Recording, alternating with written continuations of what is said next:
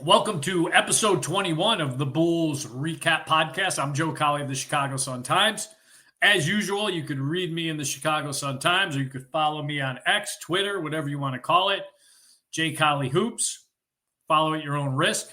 Hasn't been a fun follow this week for some people, but usually it is. We're doing this live, so bringing in my partner in crime, the crime dog, McGuffy. Let's go, buddy.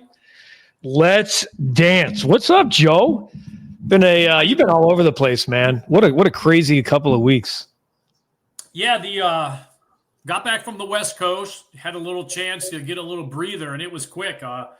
Charlotte was crazy because that was an afternoon game, so I flew in that morning, covered that game, flew out that night to Cleveland, got to hang with the folks and see them and cover that game in Cleveland, which was a head scratcher. Still not sure what the philosophy change was and why. I mean, they're saying medical. Fine. But I'll tell you what, if this thing comes down to the final day and they end up in a tie with Atlanta and they somehow lose to Miami in that first game, you go right back to this Cleveland game and go, you had 3 of the 4 guys that wanted to play. Yeah. That were pissed that they weren't playing. And we still don't have clarity on that. No, I mean, we do. The medical thought the load management was too high. They prioritized the Miami game. I mean, let's be honest. Without question. But at the same time, you've prioritized this entire second half of the season, every game. And for all of a sudden to pull the leash on one game against a Cleveland team that hadn't been playing well for the last week leading into it and was without Donovan Mitchell. I mean, if you could have gotten that game, I think, did Orlando get Boston the other night? I mean, Boston was probably resting guys, but at the same time, you get that game and the way Atlanta's been sliding, all of a sudden you might not get your first road game, but you're getting at least 2 cracks at this thing.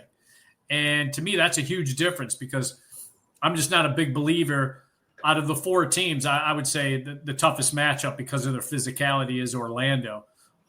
So I would have liked that parachute if I was the Bulls. But, they made the decision. They went out. They outlasted Miami, but they've done that all year. I wasn't concerned about Miami. I was concerned about the big picture of you're going to put the gas down like you have for months when everyone was telling you, why are you doing this? And all of a sudden, as the media, we're starting to be like, okay, I'll buy in. I'll see how long this thing goes and where it's going to take us. And then you pulled the emergency brake for one game. It was just bizarre. And Billy Donovan is the ultimate cleanup guy. Yeah, he's gonna protect medical. He's gonna protect players. More importantly, he protects the front office, and he should basically be getting a raise just based on that because of all the people he's got to deflect and protect and be the shield for. So, and he did that again in Cleveland. Yeah, you said it. I mean, Orlando beat Boston by 20, but Jaylen Brown was out, impingement, which is a pinched nerve / this looks like an off day for us because we can rest guys. We're not going to catch Cleveland. Yeah. And then Orlando has this unique, Atlanta go head to head in the final day of the season. And I said this earlier to somebody, that'll be interesting in itself. I mean, it could be a useless game with a bunch of D-League type players, or they could be positioning themselves Atlanta could be positioning themselves to try to get back into the 8 slot. It'll be weird. I guarantee you Orlando would rather stay where they are and play the Hawks in the first play-in game than go and beat Atlanta and possibly have to play the Bulls in the first play-in game. Because, of the 4 teams. Right. You wrote about it today. You wrote about how the Bulls are the team, like it or not, the Bulls are the team, like the play-in or not, and we're going to talk a lot about that. The Bulls are the team no one wants. Yeah, no one wants. And I think it's not even from a on-paper standpoint, but just like behind the scenes, which was the whole point of the introduction of that story. I mean, it's been a while since I've been around a team that really, as crazy as it sounds, 2005 White Sox, when we went into spring training that year. Wow. I was like, wow, these guys really, really like each other. Now, that doesn't mean jack shit in the long run. But I will say this, 2008 with Nick Swisher, right away, about a month in, you're like, wow, these dudes hate Swish. They hate Swish. Hated him. They were winning despite the problems in the locker room. And they hated Orlando Cabrera. Yep. And so you could tell when a team really likes each other. And again, it's two different sports. And I think baseball, it means more because you're together a lot more. I mean, you're in the clubhouse all day with each other and on the road, and there's more games. The NBA, though, it's more individual, obviously. You could have one guy who no one likes, but it doesn't matter because he's, Kobe or MJ or whatever he is. And you're going to follow that guy's lead because he takes you to the promised land. So these dudes like each other and get along more than any locker room / clubhouse I've been around since the 05 White Sox. And I'm not just saying that. They definitely have something there. They love the coach. They love the three new guys that came in, Trey Jones and Herter and Collins, because they love that those three came in with a chip. And it's all working. So that's not the kind of team you want to see when you're kind of, you're not very good and you might be a sacrificial lamb for Cleveland or Boston. So how hard are you going to go in these playing games? You would like to think that these guys are going to go all in, but you don't want to see a Bulls team where they're like, hell, we're like a college team. We just want to dance. We just want to get to the dance. Yep. So, yeah, I think this is interesting because I've said they screwed this whole thing up anyway at this point. So I'm just going to let this ride and embrace it because there's just no this to me. And we want to hear from all of you guys out there watching. Throw some questions. If you think Joe's an idiot, tell him he don't care. He actually wants that. So bring it on. If you have like legit questions, which I do see a few here in the chat, Swayze, you're in the house. I want to. This is the one that's going to make Joe laugh. Erica, no offense. When the season started, I never thought they would have this kind of hype and optimism. So this is Kool-Aid talk, but here's how I want to compliment Erica's question with this. At least of the play-in teams over the last few years, this one does feel like something I should watch and actually give a shit more about because of some of the guys who are here. Whether it's Giddey, I don't know what they're going to do about Kobe. I want to ask you about that long-term as we keep going here. But the buy-in effect of what these guys have done, and maybe, just maybe, you've been talking about Tier 2 Billy, that he's one of the best coaches in the NBA. We've seen that. Like, they're 13-5 over the last month. They could finish the season 15-5, their last 20, that's something. And maybe as good as DeMar and Zach are as talents, the way that they've been able to play together and play with pace and actually be coachable with this coach, I kind of buy Erica's hype and optimism with a little bit of pump the brakes. All right, here's my thing. I won't even say you should be hyped and optimistic, but you can watch a style of basketball now that translates to something big and something important because it could be a landing place. I mean, guys want to play like this. Yep. Billy, if it was up to Billy would have come into the Chicago team and they would have played like this. But Billy coaches to his personnel. This is Patino's Bambinos from the Providence 1980s team all over again, where it was press, run, gun. And obviously no one shot the three back then at the extreme amount that they do. But Patino, right away at Providence, understood the power of the three. So this is the type of basketball that Billy loves. Chaos on defense, and then you just go. So it's his type of team. I think he's been wanting to play like this. So I think the excitement and the optimism should be that this style of basketball is finally sustainable. But more importantly, this type of basketball is where guys want to get involved in. Guys want to be in a wear your ass down, run and gun. I mean, Herter, that was the first thing he said is, oh my gosh.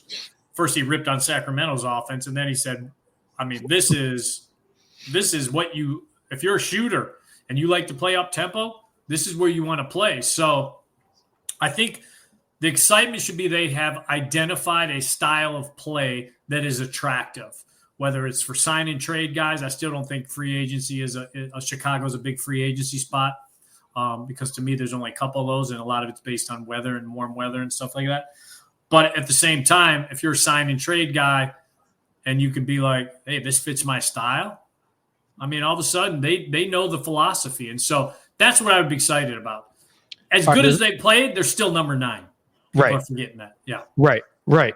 I mean, if you could break the season in half, and it's a different story, but that's not the way it all plays out. Right. A lot of ways to go here with some of the questions. I'm gonna piggyback off of the free agent destination one. Swayze's going to make you laugh, and I think there's going to be a fight coming soon, but he's got another one here about either Sabonis or Jokic being available, which is borderline laughable. But let's throw Giannis into the equation too. If you're talking about not a free agent destination, we know the Giannis loves Chicago talk, etc. The Jokic situation, because of what's going on in Denver, they'd be asinine to trade him, but we've seen asinine things this year in the NBA. If they're not a free agent destination, is this the type of situation like where Giannis is like, they get knocked out in the first round and he's like, you know what, get me out of here and go to Chicago? Does that flip the script, or is this completely asinine? I think there's more of a likely scenario that Denver would try and lure Arturas Karnisovas back to Denver before they would trade Jokic to the Bulls. And that would make Mark Eversley the position he wants, which is executive vice president of basketball operations for any team, but it'd be for the Bulls. That scenario to me is more realistic than Denver trading maybe one of the top 5 centers of all time. Still in his prime and still able to quickly jump back into a championship match or a championship type scenario if they get the right coach and they add one piece. I mean, they're not far off. So no, I think Jokic, like I said, AK would go to Denver before Jokic would come to Chicago. Sabonis is interesting, but here's the problem. It's nice to do this in NBA Live and NBA 2K and make these trades, but the reality of the situation is the Bulls are probably stuck with these kind of scenarios for one more year, and then 26 when they clear a lot of salary out. That's when you actually start throwing these names out there. And then, that's another year and a half. So what is Giannis at that point with a year and a half more tread? Yeah. What's Sabonis more with a year and a half tread? I mean, do you go and get a queen from Maryland in the draft if he falls to you and all of a sudden he answers your problems where, hey, we're good at center in 2 years. So a lot can happen, but I would say immediately I would be more shocked if Jokic came to Chicago rather than AK going to Denver. Kyle, I see you in the chat. Eric, I'm going to hit you up here. DeMar and Zach, as good as they are, total ball stoppers, and I'm going to parlay that into a question here. Hopefully they can unload P-Will after this season. We saw him, I think he played 13 minutes last night, had 4 points and zeros across the board in the rest of the stat sheet. Is that even possible after signing him a 5 for 90 before the season? No, it is impossible at this point. And they were trying to trade him at the deadline, but there was absolutely no talk, no buzz, no nothing around him. He was injured. He was doing what he's doing. Where I've come to a conclusion with P. Will, he's always going to be a guy that wants to do the right thing, but doesn't know how to do the right thing. I think he gets in his own head. Great kid. I mean, you're not going to say anything bad about him, the person, because he's great. But I don't think he knows how to be great as a basketball player. He talks a good game. He, on paper, wants to, but the idea that they've had to change, all these guys get personal coaches that they work with, and they've had to change 3 or 4 different coaches with him just because he gets caught up in his own emotions.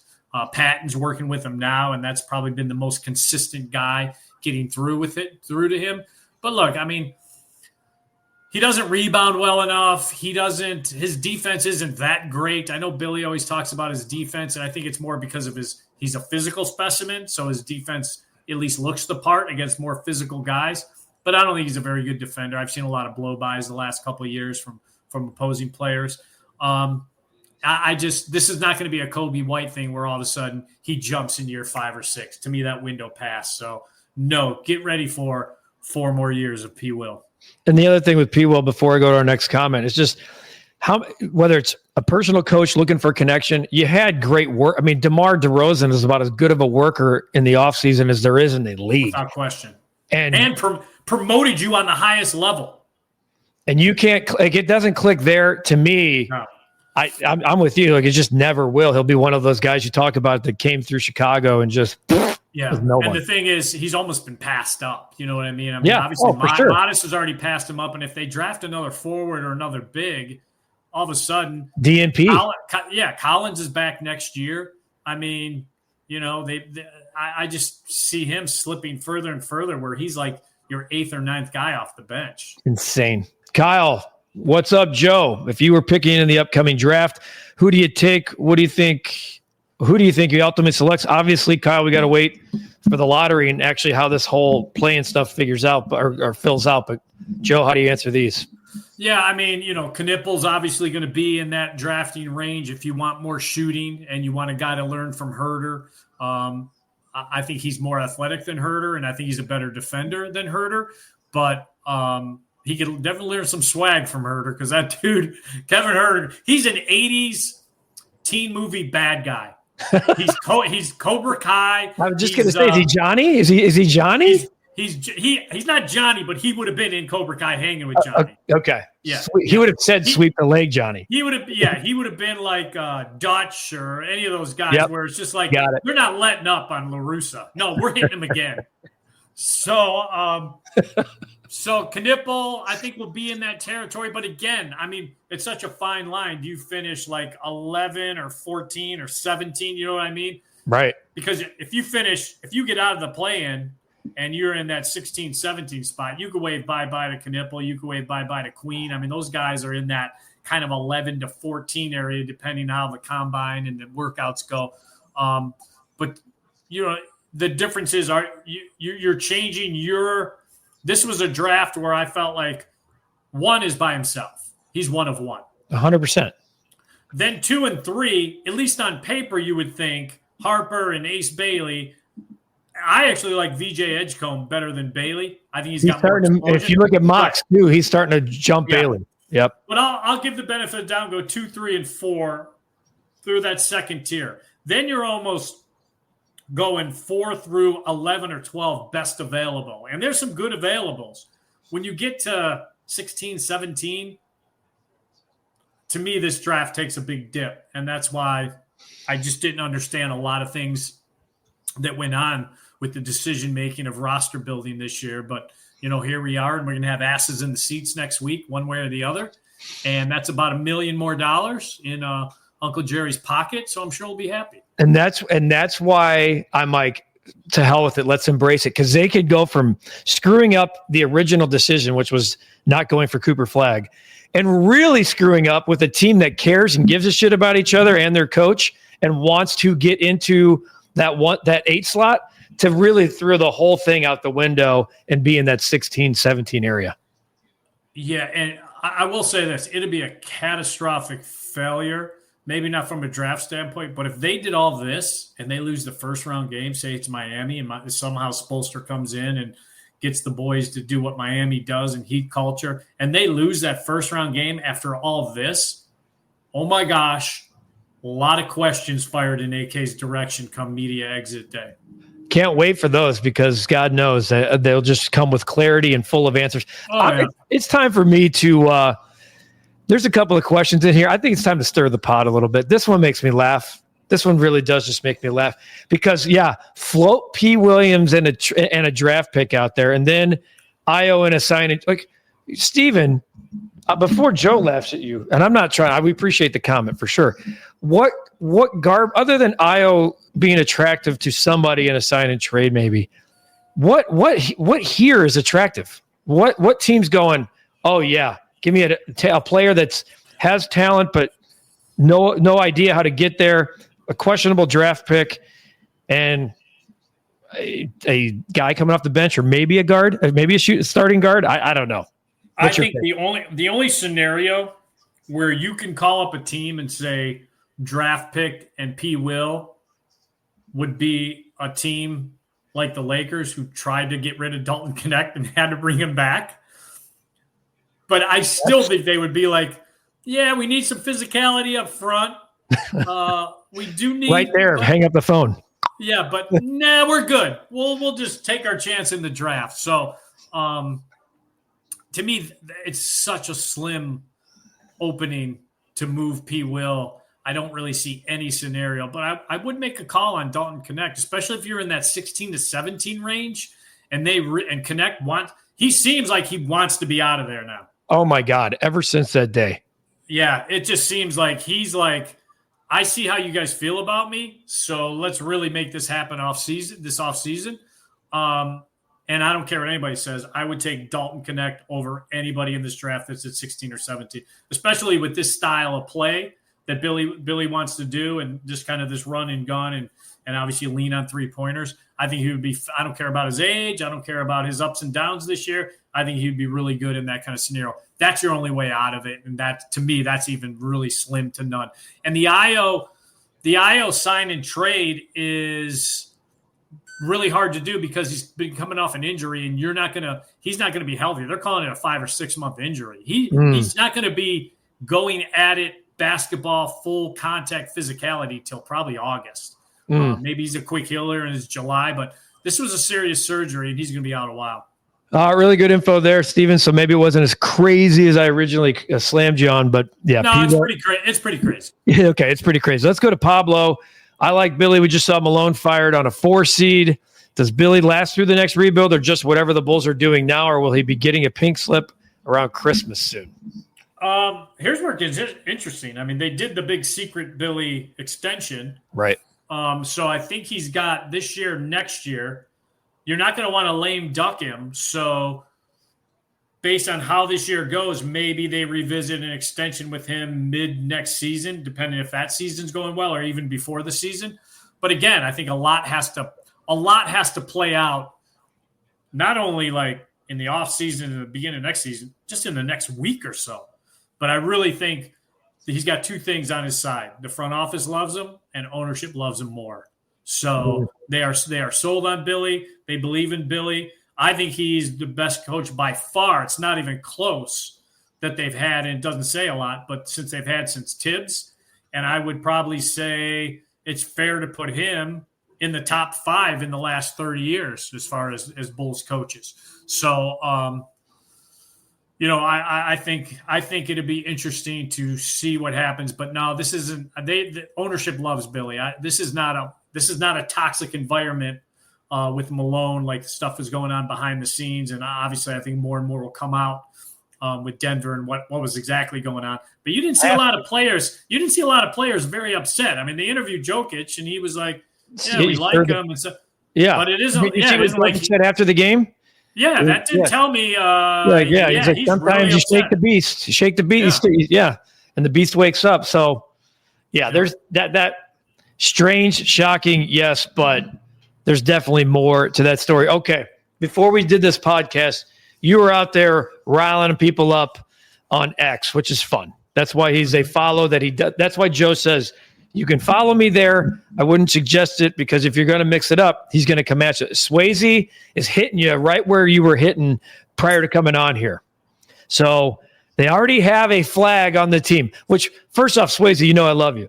They already have a flag on the team, which makes it sound like there are multiple Cooper flags out there in the form of Bazelis. Just develop him. He's already miles ahead of Cooper defensively and not far behind offensively. Joe, the floor is yours.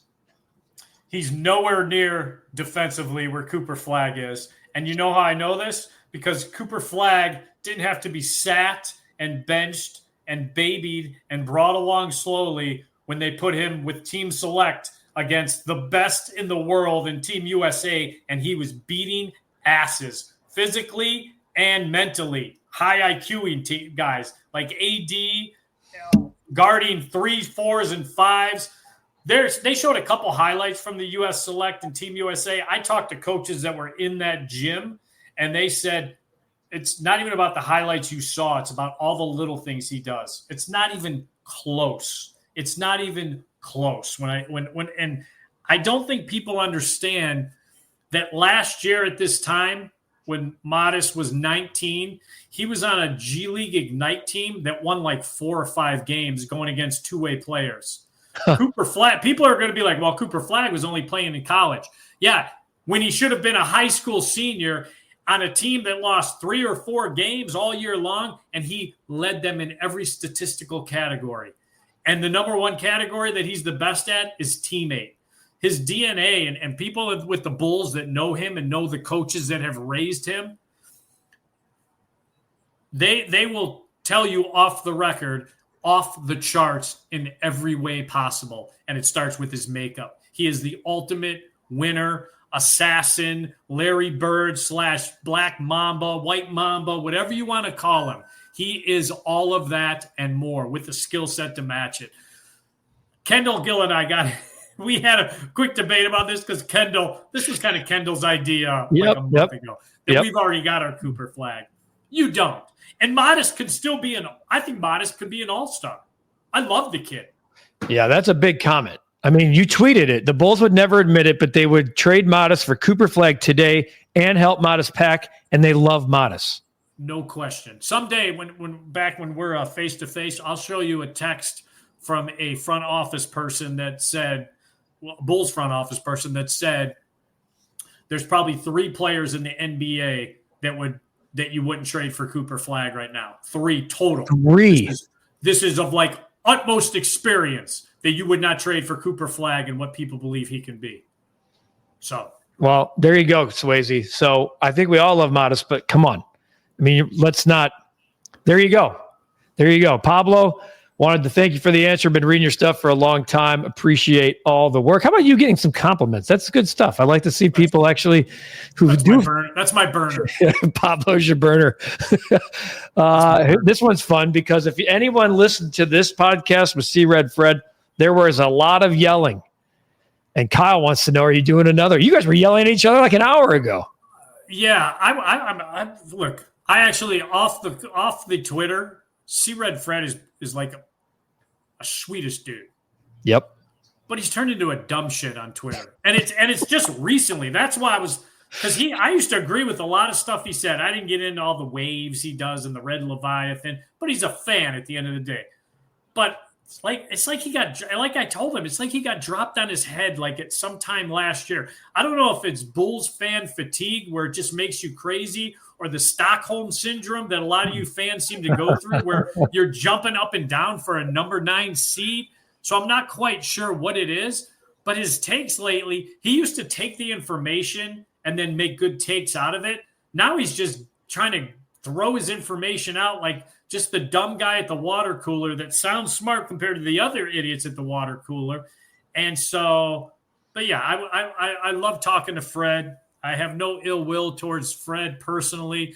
He's just been dropped on his head lately. All right. I have a question for you that's about Giddey because, when I first was watching him earlier this year, he kind of felt, and this was just, look, I'll just be the 30,000 foot guy trying to make an opinion on a player that I knew nothing about. Quite honestly, he felt like a stat stuffer to me early in the year. And maybe it was him trying to find himself. Maybe he was trying to play with Zach and trying to find his way in the offense. But lately, man, he's not just a stat stuffer. He's a dude. He plays hard every end of the floor. Every minute he's on the floor. He records a 7th triple-double last night as we're taping this. Tying for the 3rd already in Bulls team history, which is crazy. Right. This looks like a hat tip to AK to me. I mean, there was a lot of banter back and forth when they didn't acquire a draft pick. But look, Joe, this looks like a slam dunk win. I'm curious about. It feels like every time he goes on the floor, he makes it like $2 or $3 million more in his next deal. But I would still let the market dictate what you're paying him rather than the other way around. So your opinion just on the player of Giddey and what the future holds in a Bulls uniform for Josh Giddey. Right. If Oklahoma City wins the championship at the end of the year, this is what you call a great basketball deal for 2 teams. One that really wasn't going anywhere and one that needed a piece and needed that dude on the bench that could come in and lock you down like Caruso can. And, my whole thing is everybody always wants to be who won the trade. Both teams could win the trade sometimes. Yeah. Yep. And that's a beautiful trade. When that happens, that's great. So if OKC gets a chip out of this and then doesn't win a chip for a decade, it was worth it to them. At the same time, the Bulls may have found a guy that it's not even the skill set. It's just a guy that just figured out things with the chip on his shoulder at just the right time, and he had to be humbled. He had to be humbled the same way Lauri Markkanen had to be humbled by getting traded to Cleveland and then Utah, and then finally deciding, do I want to do this and make sure my family's taken care of and start enjoying this game? The same way that we all hope P. Will finally gets humbled and figures it out. The same way Kobe White was humbled with all the position changes and stuff. Sometimes guys just need to be humbled. And I did a story on Josh. I was in Charlotte. I got him by myself. And one of the things we talked about, is one of my favorite stories, is just, and it's a tough conversation when you have to remind a guy that Luka searched his ass out possession after possession last year in the playoffs. And he even said it got to the point where it wasn't even pick and roll. Luka was just ISOing him, and then he'd bring a pick and roll, and then ISO him again. And Giddey was just useless. So he had to get humbled there, and then he came into the season, and he got humbled in Cleveland, where Billy just said, "You're so bad defensively, I'm pulling you." And I think at the beginning of the year, Billy, if you would have got him in a corner and it wouldn't have been public, and you would have said, "What do you think about Josh Giddey?" He would have been like, "I can't play this dude when it matters." To Josh Giddey's credit, to Billy's credit, and to the other guy that has to be talked about, Kobe White's credit, they all figured it out. Kobe did not love the addition of Josh Giddey. It took the ball out of his hands even more when Zach was still there. Now you're sharing it with two other guys. After last year, he made a jump like he did, and you put the ball in his hands and trusted him last year, and all of a sudden you don't trust him anymore for a guy that couldn't even start for a playoff team. So I think all three guys, to the credit of all three guys, they all figured it out. Obviously, Zach leaving, guys needed to step up, and I think Josh not only did that on the court, but he did it in the locker room. That was one of the things I wrote today, is he said there was a void with Zach. Zach's a great guy. Guys love Zach as a teammate and a person. And when he's gone, who's going to be that dude that has that voice? And not that Zach is rah-rah vocal leader, but you've seen all these guys kind of pitch in and kind of find themselves and find their voice. And Josh has been front and center in that. So the thing I think he's doing, he's not just stuffing stats. The stats are impact winning. And he talks about that all the time. What I'm doing now is impacting winning.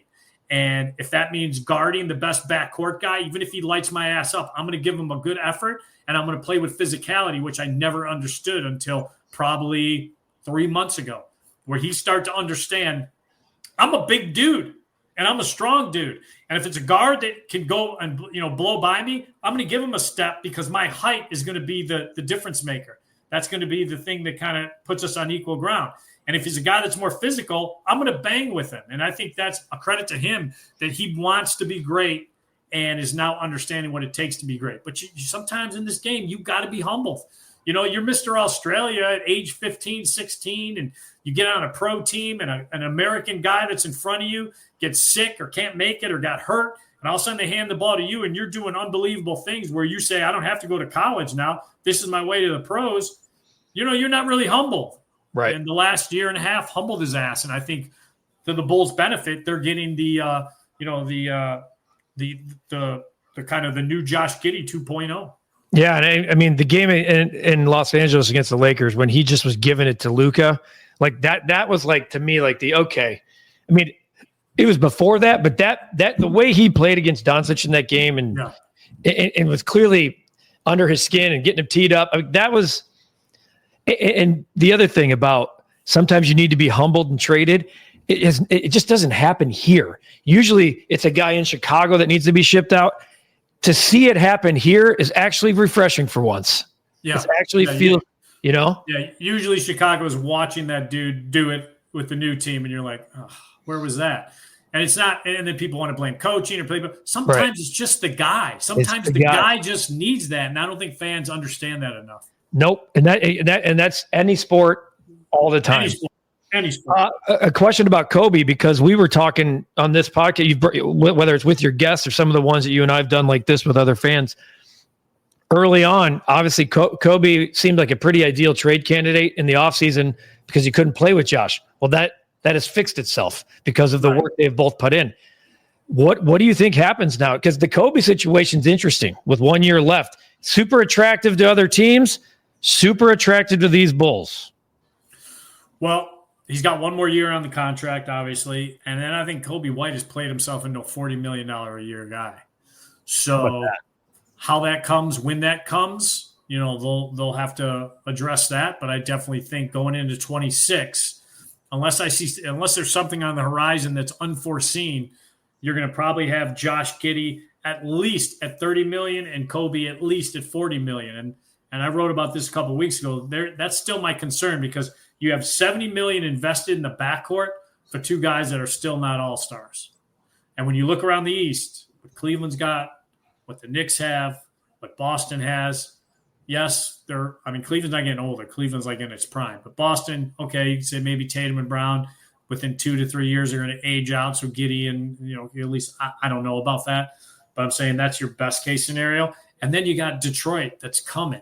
I don't care what anyone says. Do you think this Philly team is going to be this bad next year? Because they're going to have Embiid back, Maxey back, Paul George, who knows? But people forgot the leading candidate for Rookie of the Year the first month was McCain, and then he blew his knee out. He'll be back, and they're going to get a top pick. Toronto, you don't think their table is set nicely by them getting Ingram and him being injured, them kind of stashing Ingram away, believing in Scotty Barnes, and then still having what they could have as a top pick? So there's some teams in the East where you look at the Bulls and go, oh, the Bulls have made this move and this move and this move. But there's some teams below them that can blow up quickly. And then if Cooper Flagg comes to the East, I don't care what organizations it is, within 2 years, that team is going to take a big jump. I don't care.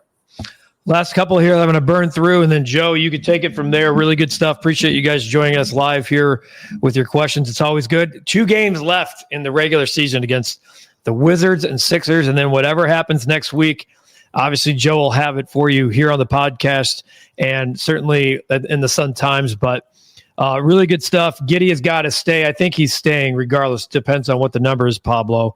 Kyle, agree with you both. Change of scenery, just what a player needs to wake up. Keep up the great work. And then lastly, Erica, at least the Bulls have seen positive development this year. I'm going to turn this into a question as I give you my last take. Has there been positive development? Seeing what Erica sees, what is the positive development and what do you expect to happen in the play-in? And I know we don't know where they're playing yet or who they're playing. And certainly if they lose that one game, if they're in that 9-10, it's going to be eye-opening. But has there been positive development in a year that we thought this was not a situation they wanted to be in? And if so, what is it? I will say the biggest aspect of the positive development is now you have young pieces. You have young pieces where you can try getting a guy sign and trade, free agency, whatever it is, or if you get lucky in the draft where you could say, look, we have foundation pieces. They're not elite, but look, they're like your Drew Holiday or they're like this guy and this guy, your key role pieces that you need to go after a deep playoff run. So I will say I feel good moving forward with 3 guys. Modest Buchelis, who I think has all-star potential and two-way player potential. Obviously, he's got to build the body up. There still needs a lot that needs to go into it. And then the guys we've talked about, Kobe and Giddey, I think moving forward, it's going to be expensive, but at least I know that they are pieces. The concern is, are you paying them like superstars? Because if you're paying them like superstars and then you can't find that dude, then you're a 45, 48 win team. Maybe you're a 4 or 5 every year in the playoffs, but eventually you're going to get done in by a more talented dude or a more talented team because they got that guy and you don't. Joe, appreciate it, man. Take us home. That was fun. Let's end it with the list. Quick list. So, we'll do this quick. Look, I think the Bulls are one of the more dangerous play-in teams in the East. I don't think Boston or Cleveland's losing any sleep once that plays out. But of the 4 teams in the Eastern Conference, here's my ranking of the most dangerous play-in teams. I'll go from least dangerous to the most dangerous. Number 4, Atlanta. Everyone's going to say, well, Miami, they lost Jimmy and then their worst record. I don't care. Atlanta, to me, is a gutless team. They've had one good playoff run with Trae Young, and they haven't done anything since. And I just think they let go of the rope in close games and in big situations more than any team the last 3 to 4 years. So Atlanta, gutless team, gutless organization, and no one in that city even gives a damn about them anyway. Number 4. Number 3, Miami. I think the biggest factor with Miami is the coach, Spoelstra. He doesn't shoot any baskets. He doesn't make any passes. He doesn't defend anybody. Scheme his ass off, but they're number 3, Miami. Number 2, Orlando. I think Orlando with Jalen Suggs would be number 1. Obviously, he's out because I think that dude is just a winner. But I think their style of basketball, their physicality that they play with, and plus that kind of basketball in a play-in or playoff situation when the thing slows down and it's not about pace, I think that plays more into their hands. So they're number 2. Most dangerous team. Mr. Positive once again. The Chicago Bulls right now are the most dangerous team. I think they have everything clicking right now, and I think what's going on in the locker room and playing for each other and actually loving the guy next to you and considering him a brother at this point of the season where it's play-in and it's one game and it's not let's break this down on film and we're going to see this team again and again and we're going to have an off day in between like you do in the playoffs to rest up. When it's not that scenario, the Bulls can be very dangerous because what they do stylistically, especially if they have refs that aren't swallowing whistles, they could be in a really good situation. So that's it. Love doing the live stuff with Ryan. Thanks for jumping in. And until next week, I got next.